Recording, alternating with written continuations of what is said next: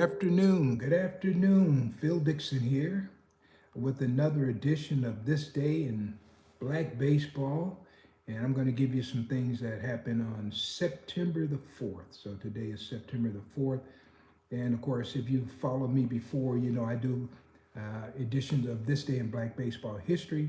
And then I give commentary after I give you a historic fact. So I'm kind of excited today. Lots of good stuff. But, you know, it's always so much good information related to the Negro Leagues that doesn't get talked about. So I'm just happy that I can talk about it. And so I want to thank everybody who's been joining me, who's been following me. I'm new to this platform. And so I'm just trying to bring something that I think would be of value to everyone. That's what I'm trying to do. So once again, my name is Phil Dixon. I go by Phil S, like in Sam, and I'm an author of, we'll just say, quite a few books related to the Negro Baseball League. So I've been at this history for about 45 years, and some people consider me one of the premier historians, but there's so much work to be done. I'm still trying to get there. So I'm just doing a lot of work. So anyway, let's jump right in there tonight and see what we got. Okay, so this is the September 4th, 2025 edition. Of course, we're going to go back and talk about some things through the many years that occurred on this day and have some commentary with it. So I've got my Chicago American Giants uniform on here. I'm about to roll up my sleeves so I can get to work here. You know, these sleeves, they had these long sleeves in the old uniform, so they could adapt them for winter or cool nights, and then summer nights they just roll up the sleeves. So, all right, so we're going to go September 4th, 1903. And I'm going to look over here. It says, in a game played between the Savannah Chathams, could be Chathams, and the Macon Acmes, two African-American teams, that ended in a 5-3 final. All 9 innings were played in a record time of 49 minutes. I tell you what, if you've been following baseball as long as I have, man, I would take, especially a few years ago, boy, I turn on the baseball game at 7 o'clock, and then I come back at 10 o'clock, and they'd be in the 7th inning. And so it made some long games. So now they have the pitch clock and a few other things make the games go a lot faster, and it's working. But once upon a time, they didn't really need that. And so can you imagine, this is a game that was finished in 49 minutes. Now, these games that African Americans played that finished fast rarely got talked about. So me just mentioning a game that took 49 minutes, I have a whole series of these games that I'll be talking about as we go. But anyway, coming along, I know that there was two Southern League teams, and I read this years ago. They played a regulation 9-inning game in 32 seconds. And, 32 seconds, 32 minutes. That would be great, 32 seconds. 32 minutes. And that's outstanding too.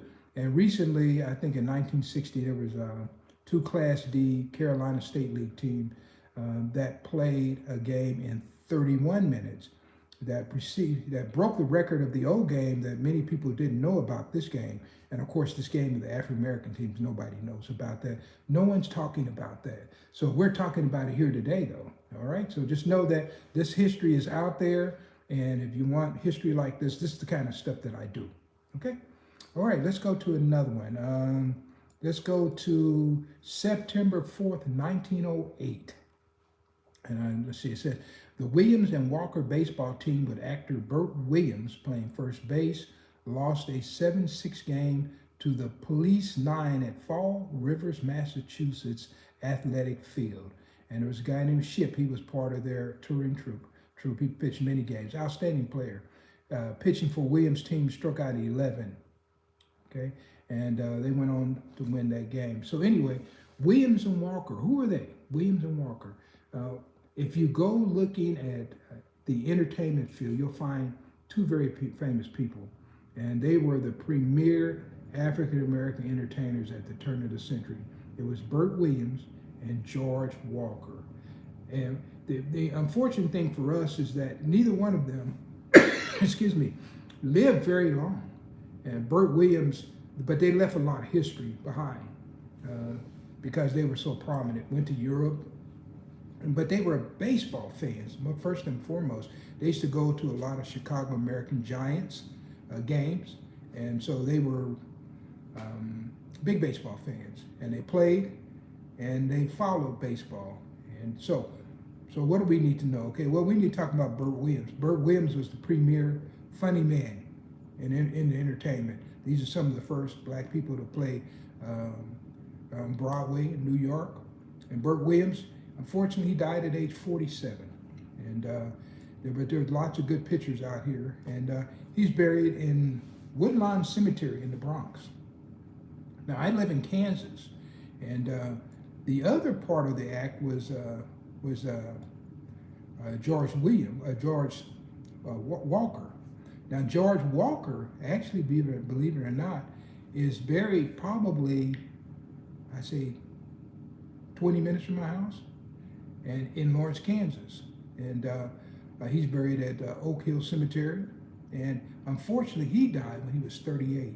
And everywhere he went, he would always tell people that he's from Lawrence, Kansas, and he was very proud of his Kansas heritage. And I come from Kansas City, Kansas. I'm also proud of my Kansas heritage. And so a lot of people who've seen me speak hear me talk about Kansas City, Kansas all the time. So anyway, yeah, 38 years old, but these were two of the most prominent African-American, two of the most photographed African-American entertainers of that period. When I think of people who were highly photographed, who were African-Americans at the turn of the century, I think Jack Johnson is going to be one of them. Coming into the turn of the century, of course, would have been Frederick Douglass. Lots of imagery on Frederick Douglass, but Jack Johnson. And then I would probably put maybe third place, I'd probably put Williams and Walker. So you can find a lot of images online. So look that up. Two guys who loved entertainment, but they also loved baseball.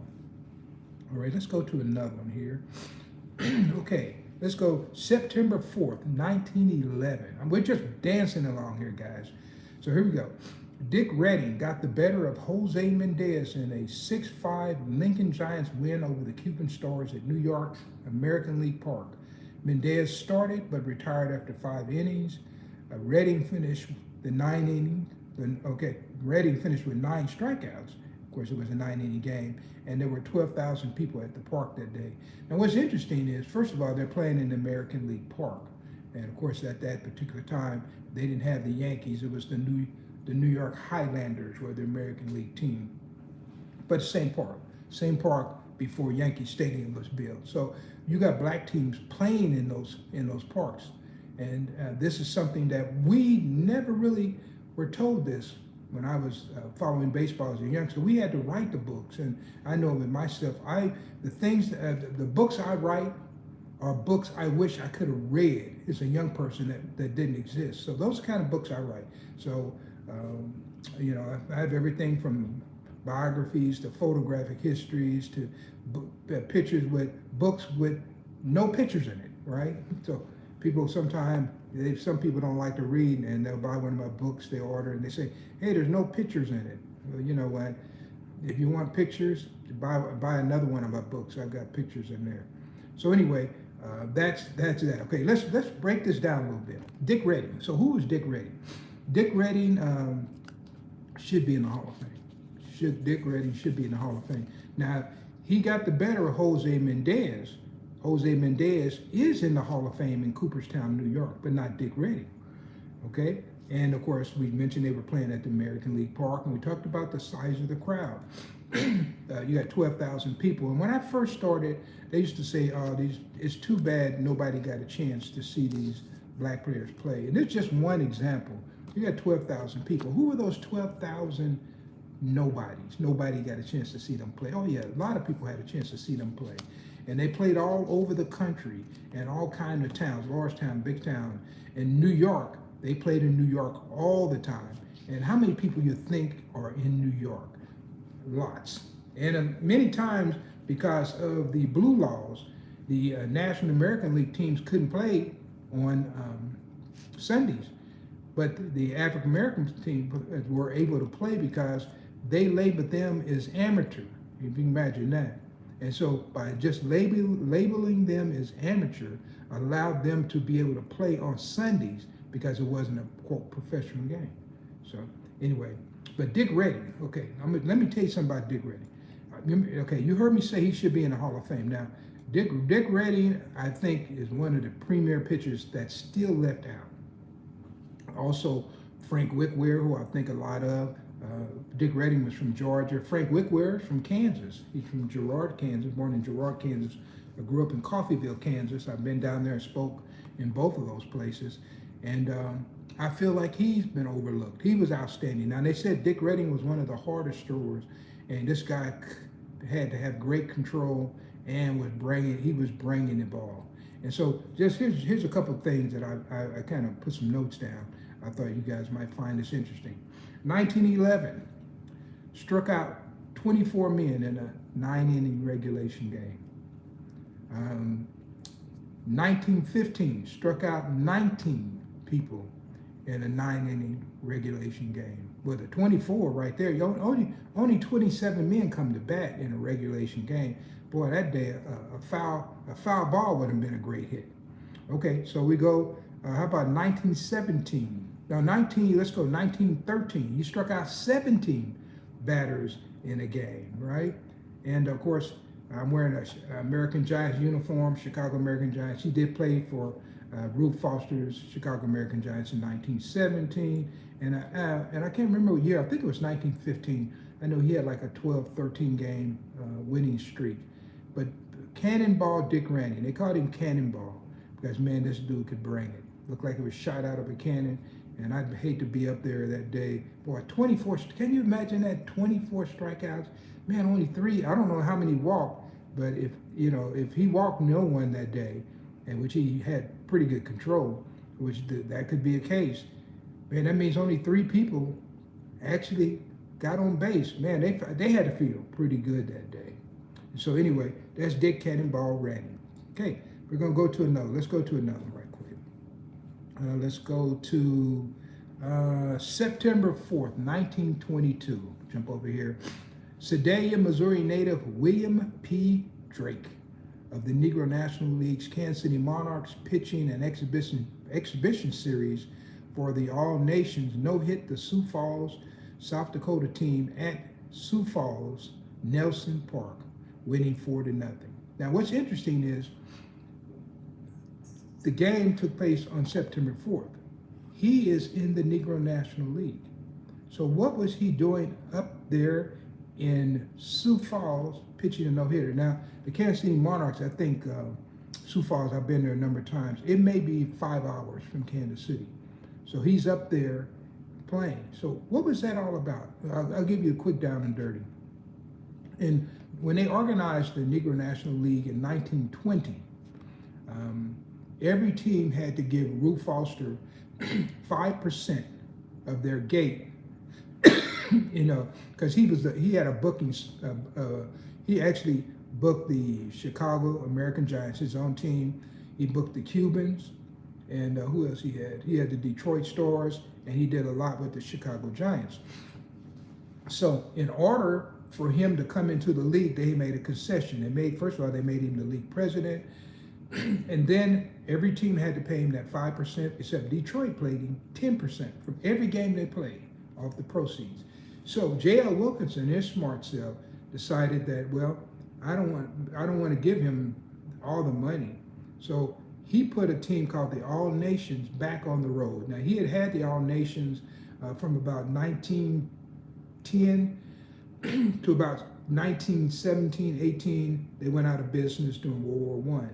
So in 1921, he reorganized the All Nations, and some of the guys who played for the Monarchs, he would form them out to go pitch for the All Nations, and especially in big games. So Bill Drake went out, Billy Rogan went out, and so, but those games that he didn't have to pay Rube Foster 5%.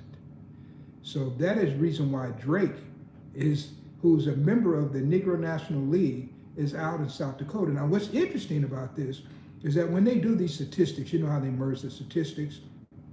They only take the games that were played in the league. And so these games will never show in those statistics, but just know that there was lots of baseball being played. So if you see somebody has 50 games, believe me, just know those are 50 league games. That's not 50 of all their games. They were playing well over 100 games. Every team were playing well over 100 games. So I hope that helps you in understanding, okay? So we'll go to the next thing. Okay, so let's see. Okay, so Bill Drake from Sedalia, Missouri. I've been there before. And they have a great park there, Liberty Park. Liberty Park, if I'm correct, was the first lighted field in the state of Missouri. That's Liberty Park. And there's several old parks that still exist in Missouri. One of them is in Hannibal. I've been down there. I've been to the one in Liberty. I'm trying to think where another one is that's in Missouri. I know several in Kansas. And there's still a few parks. And when I say an old park, these are the ones with the big wooden grandstand, or they could be a WPA project and have a lot of rock in there from the 30s. There's one down in Junction City, Kansas. That is actually Junction City and what is the other? There's another city right in that area. So there are still some WPA parks around. And speaking of WPA parks, I'm going to, and I don't know how much you guys know, depends on how deep you go into history, but WPA was a works project they had during the Depression when they were started building things, and that put people back to work, and they gave them opportunity to make some money. You know, I just happened to be a kid. Now, I have to tell you this, when I was born, my father was 49 years old. And so when I was born, 1956, I was born. And so my father used to tell me about what it was like during the Depression. I didn't have to read it from a book. And my father was a paper hanger and a painter. So we would go to people's house, and while we were painting, sometimes, you know, people wouldn't be at home. So we just talked, he just talked. And so I learned so much, even language I use in some of my books are things that I heard him say. He was from Louisiana, born in 1907. So I use language that I heard my father say. So like I might be talking about baseball, and instead of saying they got their luggage, I say they got their grip, because my father always called luggage a grip. The little things like that, and you just take your life experience and merge them into your work. So, but anyway, long story short, my father told me that during the Depression, he was working and he made $1 a day. So if you can imagine that. And I said, $1? He said, yeah, a whole dollar. Working all day. If you can just imagine how tough times were during the Depression. So, all right. So let's go here. I'm going to go over to my last one, September the 4th, 1930. And it says, in defeating the Madison, Wisconsin Blues by a 19-8 score, the Kansas City Monarchs collected 24 hits in Brees Stevens' first ever night game. And the slugfest included for the Monarchs 5 doubles, 2 triples, and a home run by the Monarchs hitters. Now, that stadium there, Brees Stevens, if you go to Madison, I've been to Madison, it's right in the heart of town, and it was a WPA project. Speaking of WPA, that park is there too. And it still exists, and they have concerts there. It's not much baseball now because the way it's configured, it's almost like a horseshoe construction, but they play a lot of soccer in there and things like that. So it's right downtown, and beautiful park, beautiful park. They've done a great job in restoring that field. If you ever get up to Wisconsin, I happened to go up there when Wisconsin was playing a football game. Man, the downtown was so busy, it was incredible. Everybody walking around. And then I gave my presentation, and when I gave my presentation, the football game had ended, but it was like it was deserted, you know. But anyway, that was kind of interesting to go up there. So anyway, that's a little bit about the Kansas City Monarchs playing the first ever night baseball game. And I think I said Liberty Park was the first lighted park in the state of Missouri, Liberty Park in Sedalia, Missouri. There's another great ball player. His name is Simpson Younger. He played for Oberlin College. To me, he was the first African American to ever suit up for the college. Now, I did have a debate with one guy. He said, well, they were playing intramural, and he wasn't. They didn't really have a college team. You can call it what you want to, but he played for Oberlin College. We'll just put it that way. We're talking about 1860 something, and that was Simpson Younger. And Simpson Younger died in Wichita, but he was down there visiting his daughter, and so they brought his body back home to Sedalia, and that's where he's married. So if you happen to get my book, The Negro Baseball Leagues, The Photographic History, you can get that. It's out of print, but occasionally library editions will pop up and, somewhere, right? And if you can get that book, if you don't have it, it has 600 photographs in there. And there's photographs of Simpson Younger, all these people I mentioned today, Dick Reddy. And I don't think I have one of William and Walker in there. But Drake is certainly in there. Of course, the Kansas City Monarchs team is all throughout the book. And so, yeah, so we're going to wrap it up, guys. And so that is where I am. So I hope this has been interesting for you. And what we try to do is come on, and I'm saying we, I guess I'm talking, it's just me. So what I try to do is come on, especially when I'm not out doing something. And today I have the sniffles, woke up kind of that scratchy throat, been struggling with that. So you got to bear with me. But when I'm not out touring, this is kind of what I want to do, is to bring this information. And part of it is because I can never get all of this information in a book. I've written lots of books, but much of this information that I'm telling you today will probably be gleaned from here and not from my books. So hopefully people will see this, long after I'm gone, and they will have a good idea what happened with this history. So I want to go ahead and get ready to move on out here, but I see Chris Herbst, Herbst, Herbst. Boy, you got a lot of comments. I certainly appreciate you coming in today, and hopefully you'll come back. And and I'm happy to share my knowledge. And and you can find that book online. You can go to Amazon, eBay. You'd be surprised. It's out there, and it's probably one of the largest selling Negro League books. It's one of those books where the pictures were so great, and we tried to get them in a very tight screen. When the book came out in 1992, won the Casey Award for the best baseball book of the year. Unfortunately, because of scanners, scanners weren't out then, but now they are. People have just scanned the hell out of that book. And money doesn't come back to me, but occasionally I get copies of it, and when I go places, I speak and people buy them for me and I sign them for them. So they've been able to pick up copies. So that's it. So my latest book, guys, my latest book right here, Phil Dixon's American Baseball Chronicles of the Great Teams, Volume 2. I did Volume 1 and 3, and then I went back and did Volume 2 because I couldn't figure out how I was going to do Volume 2. Volume 1 is the 1931 Homestead Grays. Volume 3 is the 1905 Philadelphia Giants. And then Volume 2 of the Great Teams is the 1910 Chicago Leland Giants. What's interesting about this book is that this book is 450 pages.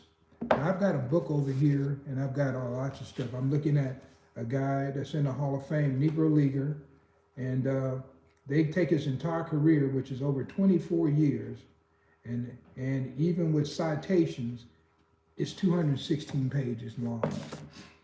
Here's what I'm trying to tell you.